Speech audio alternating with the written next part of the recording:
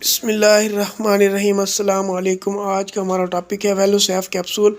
वेलोसेफ capsules जो हैं सेफ्रोडीन 250 milligram 500 milligram capsule जो हैं हमें अवेलेबल होते हैं और इंजेक्शंस भी इसके जो हैं हमारे पास इंट्रावीनस रूट में हमारे पास अवेलेबल होते हैं। मैकेनिज़्म ऑफ एक्शन की बात करें तो पेनिसिलिन बाइंडिंग प्रोटीन के साथ ये जो है बाइंड कर जाते हैं और इनहिबिट करते हैं सेल वाल की सिंथेसिस को। बैक्टीरिया की जो सेल वाल होती है उसको इनहिबिट कर देते हैं। उसके बाद अगर हम इसके यूजेस की बात करें तो रेस्पिरेटरी ट्रैक्ट इन्फेक्शन के अंदर, जब सांस की नाली के अंदर इन्फेक्शन हो, मैदे के इन्फेक्शन में, जीआईटी इन्फेक्शन, स्किन के इन्फेक्शन में और सॉफ्ट टिश्यू या जॉइंट्स के इन्फेक्शन के अंदर हम इसको इस्तेमाल कर सकते हैं। सेप्टिसीमिया एक मेन डिजीज़ है जिसमें ब्लड के अंदर पॉइजनिंग हो जाती है ड्यू टू बैक्टीरिया, उसके अंदर भी हम इसको इस्तेमाल कर सकते हैं। एंडोकार्डाइटिस जो है इन्फ्लेमेशन हो जाती है दिल के अंदर या हार्ट के अंदर, उसके अंदर हम इसको इस्तेमाल कर सकते हैं।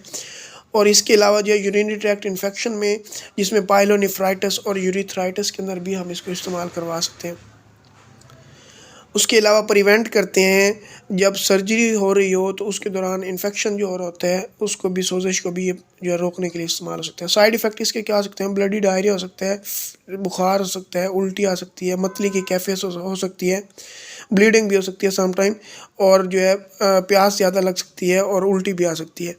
इसकी डोज़ हमें कितनी इस्तेमाल करनी चाहिए? तो डोज़ जो इसकी डिपेंड करती है साइड ऑफ इन्फेक्शन पर और सेवेरिटी ऑफ इन्फेक्शन पर। 4 ग्राम पर डे ज़्यादा से ज़्यादा हम इस्तेमाल कर सकते हैं। हर 6 घंटे के बाद 250 मिलीग्राम और हर जो है 12 घंटे के बाद 500 मिलीग्राम टैबलेट्स जो है इस्तेमाल की जा सकती हैं।